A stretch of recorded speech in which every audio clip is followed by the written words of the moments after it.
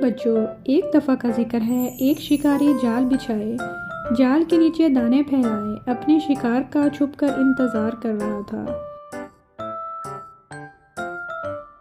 थोड़ी देर बाद वहाँ से कुछ कबूतरों का गुजर हुआ। नीचे बिखरे हुए दाने देखे मगर जाल नज़र ना आया। जो ही कबूतर दाना चुगने नीचे उतरने लगे तो उनमें से एक कबूतर ने उन्हें रोकना चाहा कि इन बिखरे हुए दानों में ज़रूर कोई राज है। ऐसा ना हो कि किसी ने हमें पकड़ने के लिए जाल फैला रखा हो। मगर दूसरे कबूतर भूखे थे।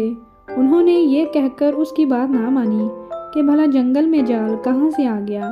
जैसे ही कबूतर दाना चुगने के लिए नीचे उतरे वो जाल में फंस गए। अब भूख कहाँ रही, जान की फिक्र पड़ गई। उनमें से जो अक्लमंद कबूतर था कहने लगा, मैंने तुम्हें पहले ही खबरदार किया था मगर तुमने जोश में मेरी बात ना सुनी। अब भी कुछ नहीं बिगड़ा।